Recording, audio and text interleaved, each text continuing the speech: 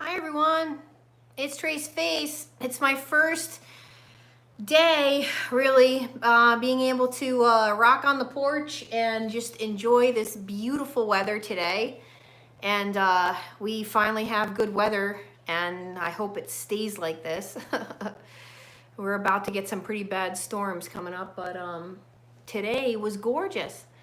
So, popular question, time to do the video on it. People want to know what happens to you when you don't get out. What happens? Well, I can tell you guys, from, thank you for joining, hello. I can tell you guys from experience of what happens, as well as people I know right now. I've known for years. Hello, Corinne. Hello, Aaron and Sean. I know what happens to people that don't get out, all right? And it looks a little something like this, okay? This is the best analogy that I can come up with about it. You're on a Ferris wheel, okay? You're on the Ferris wheel. Here it goes. Wee,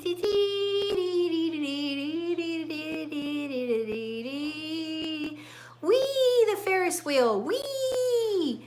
Yay! We're on a Ferris wheel. Feels great. Oh, it's a little scary. Oh, I don't know if are we ever going to get off? Oh, we just passed the stop. We didn't get off this time. And we all know how the Ferris wheel ride goes, don't we? Well, guess what, guys? The Ferris wheel becomes your life. Okay? And I can tell you right now that if you are not the one that gets off the ride, the Ferris wheel just is going to keep on going. Okay? The narcissist loves the Ferris wheel. Oh my goodness. They love it. Okay? You can't see my face. I don't know why that is. Can you see my face now? Hi guys. Somebody said they couldn't see my face. Just let me know if you can see my face. Okay. Yeah, guys. You know, pretty much what ends up happening eventually is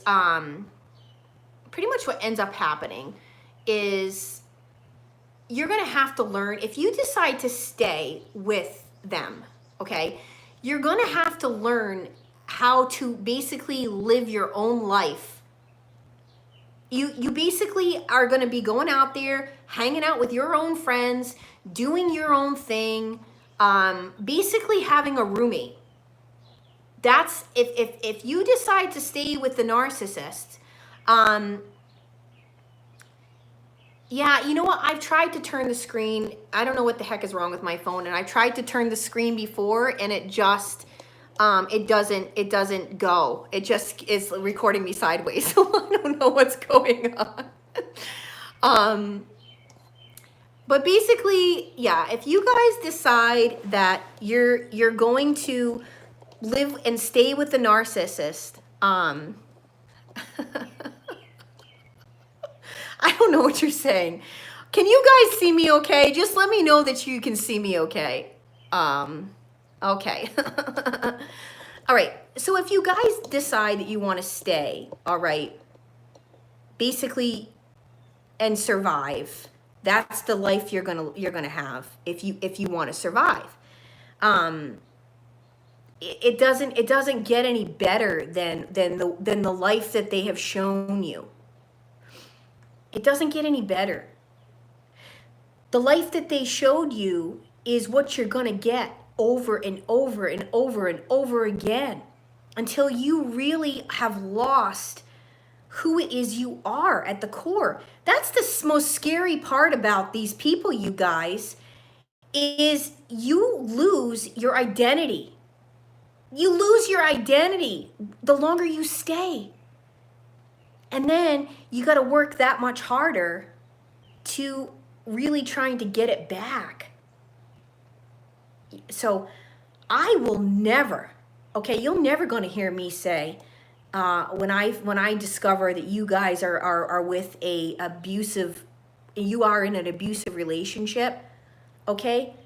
Oh, I'm glad we're doing it. I'm glad you requested this. I think a few people did, but I remember you requesting that, yes. You know, you're not living your best life, guys. All right? You're not living your best life. I didn't start living my best life till I got out. And I mean that, you guys. Sure, I have moments. I'm a human being. I mean, I'm not going to sit here and tell you guys that this COVID-19 business isn't getting to me, because it's getting to a lot of people around me that I love. And it's you know, it's scary times. People are scared. People are acting crazy. People don't know what to do. Their business is in jeopardy. Things are, you know, aren't good. And we're living in some strange and crazy times. All right. But you know, if you're gonna complicate your life more so, and you want to try to decide to make it work, you are putting your health in jeopardy. You're putting your health in jeopardy. You're putting your physical health in jeopardy, your mental health. You're putting, you know, you're putting your life at stake, because a lot of these narcs, most of them are cheating.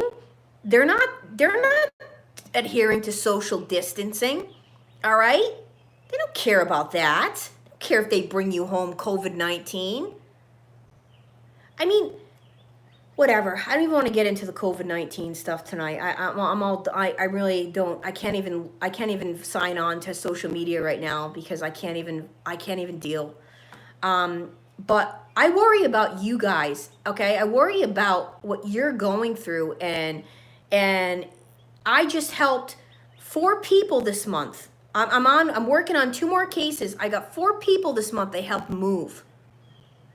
All right, it was time. Start the life over. Press the reset button. Get them out. You got 1 life to live. 1 life. That is it. We don't get another shot.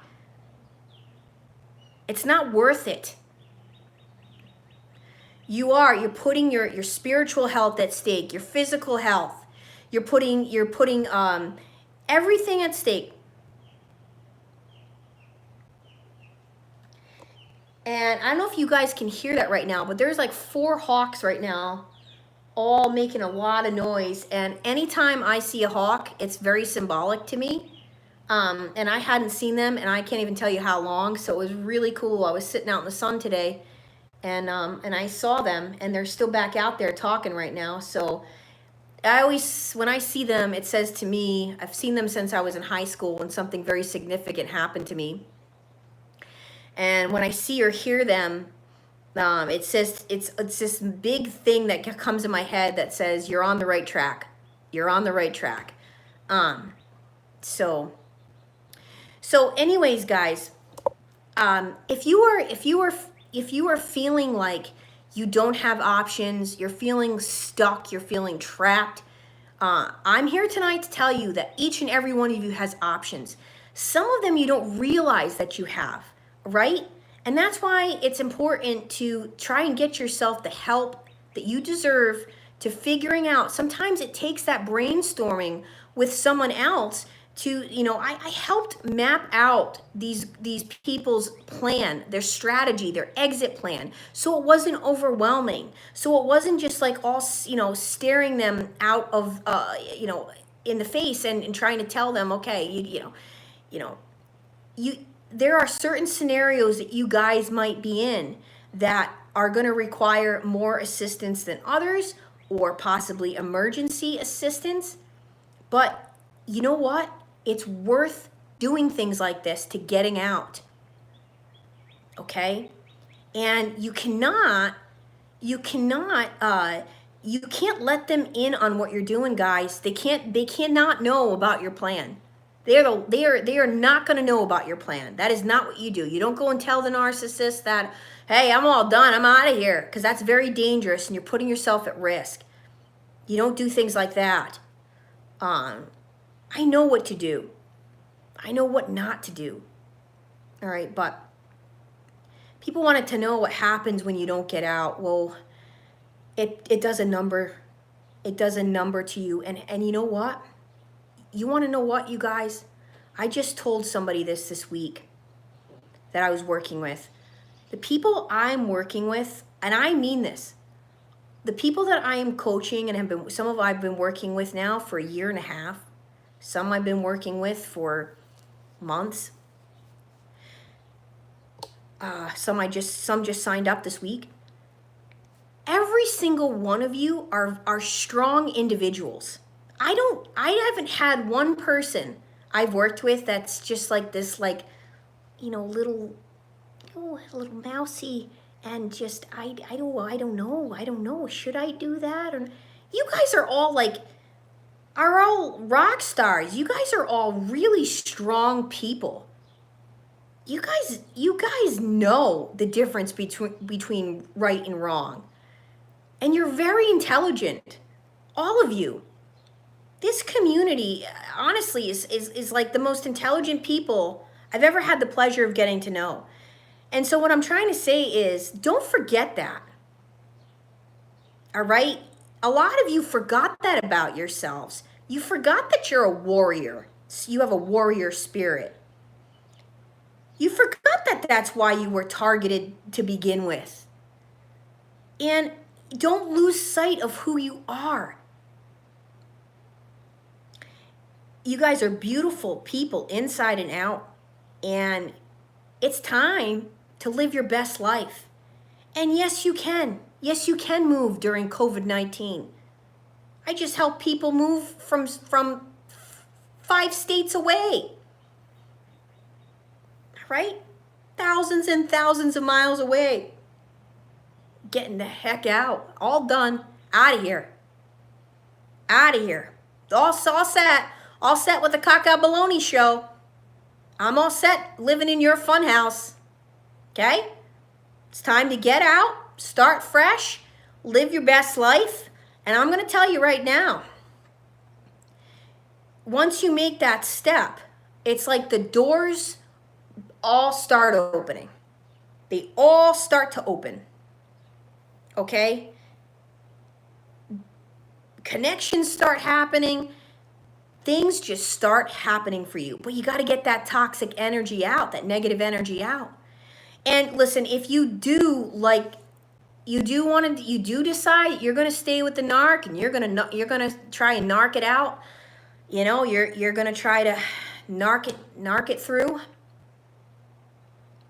Just understand that your survival mechanism is going to be and is only going to be basically walking on eggshells, trying not to tick off the narc, trying to not get upset that the narc's off cheating or hiding money from you or doing God knows what on the internet when you're not home, trying to please the narc, not annoy the narc, not gain any weight for the narc, or, oh, you're too skinny, maybe you should gain some weight for the narc. Narc doesn't like that you're too skinny. Oh, wait a minute. Now, narc doesn't like that, you got this new project or this new hobby that you're doing now during the week. Oh, narc doesn't want you doing that. Narc would like you home, please.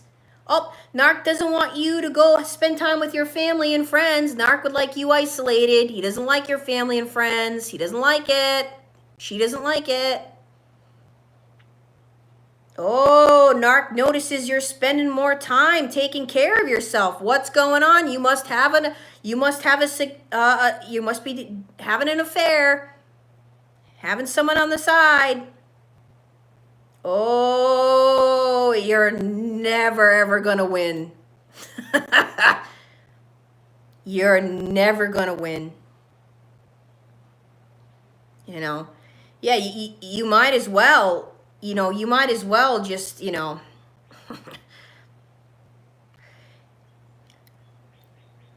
it's a one-way street to hell. and it might take time, but you're not going to be happy. And let me tell you right now, I know the women that are still with their narcissist, have been with the narcissist. I was in groups with them many years ago. I was in groups with and we were in a group on how to cope with the narcissist. They're not happy. They basically had to learn how to live with a roommate and not get in the roommate's way. So if that's the kind of life that you would like to live, go right ahead and live with narc. I don't think that any of you deserve that kind of life. I think that you guys deserve the best kind of life that there ever could possibly be. And that's the kind of life where you're putting yourself first for once and nobody else. You're all about you.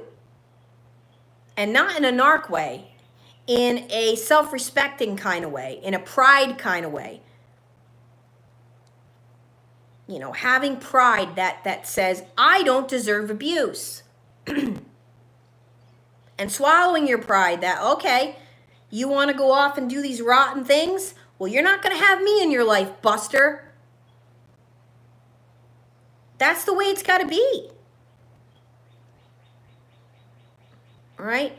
If you guys would like some coaching, or you would need some help right now with support in groups, group could be a great way for you to be able to tell your story and make some network with others that are in this community and get some extra added on support. If you feel like you need to do a prayer and fast to help get this negative energy out of your life and hit that reset button, and or you want to get the heck out and you want to move and you want to do this, contact me. tracefaceit@gmail.com. I'd love for you to be my 5th person that's getting out.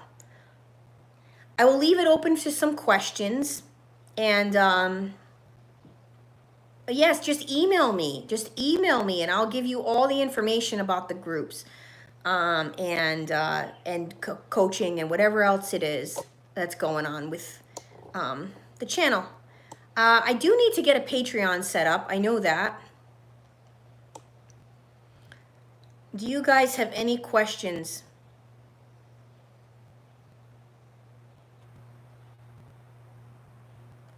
Yes. Yes, it is emotional abuse. And you want to know what? Sometimes emotional abuse is that much worse. Okay, I will do that, Maureen. Thank you. Thank you very much. I'm glad you love the channel.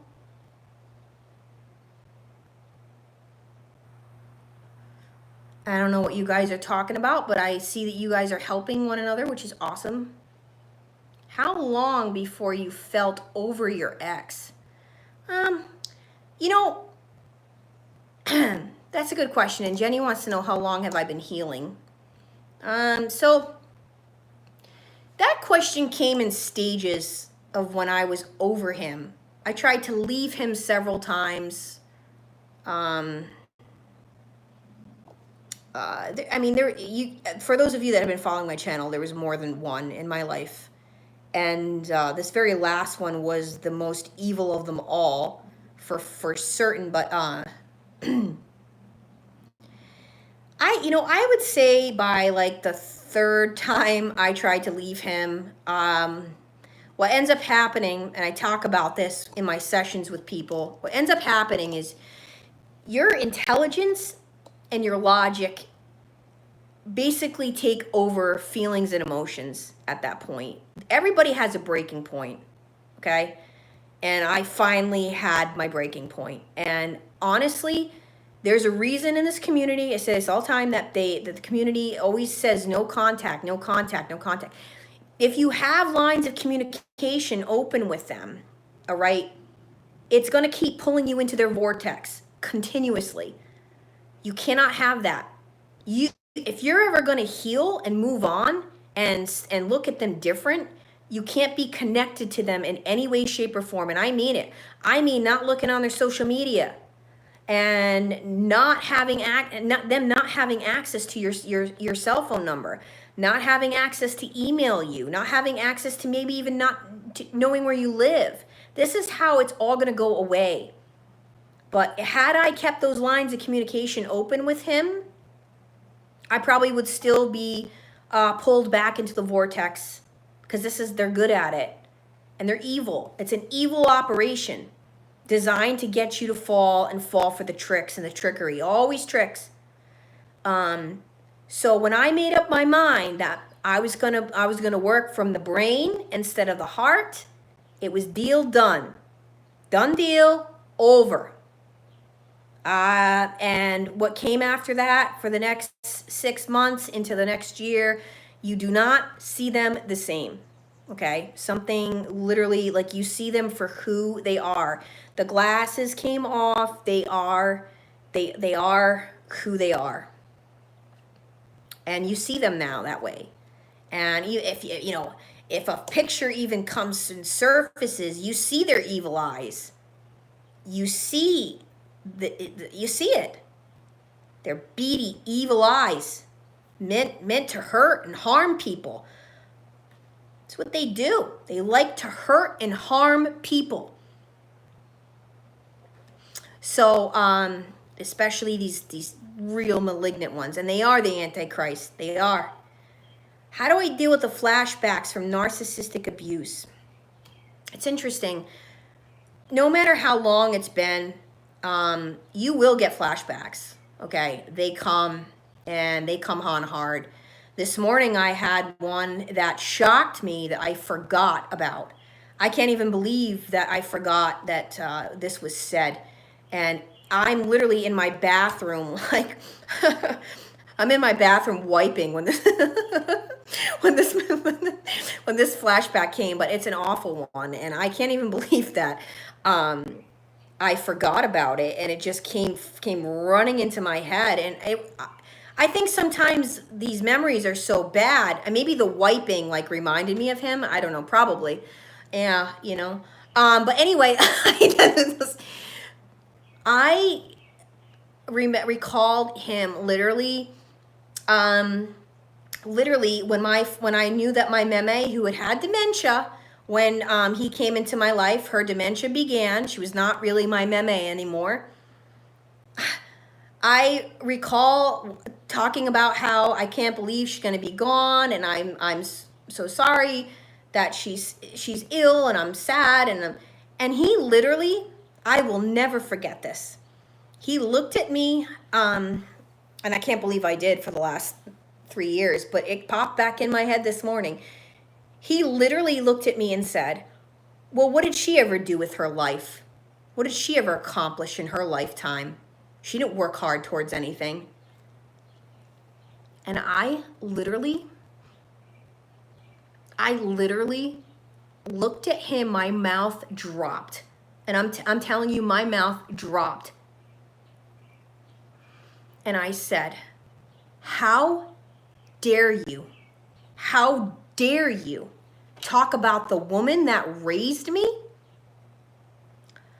She lived across the street. She was a second mother to me, who taught me, who made me who I am, and taught me everything there is I know to this day about God.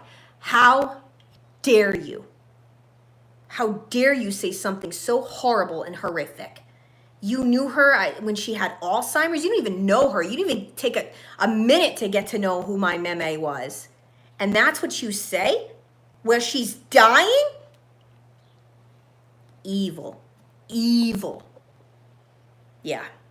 I think that just I just crossed that out of my memory because it was so awful. I can't even believe somebody would say such a thing about my grandmother, who meant everything to me and accomplished so much in life. So much. She is, if I were to tell you guys her story, and I definitely will in my book, I will tell the story that I'm writing. There is nothing that woman didn't survive. I mean, she went through everything you can possibly imagine of tragedies and deaths in her life.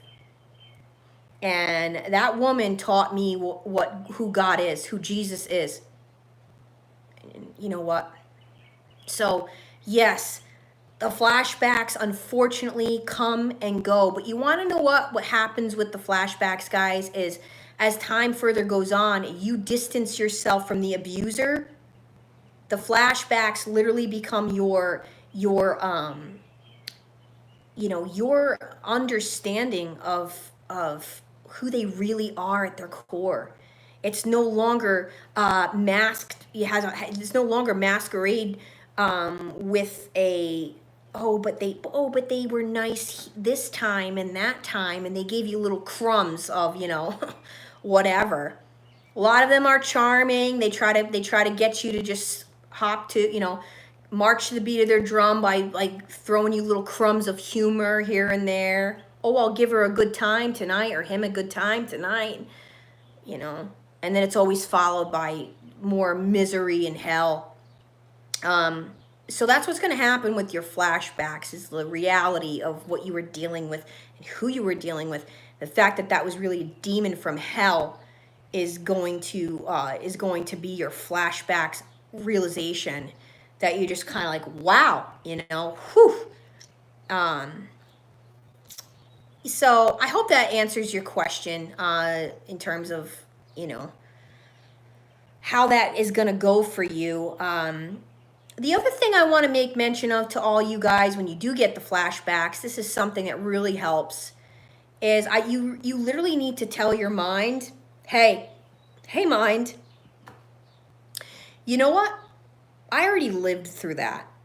I don't want to remember that or experience that, because when you have flashbacks, you're back reliving it again.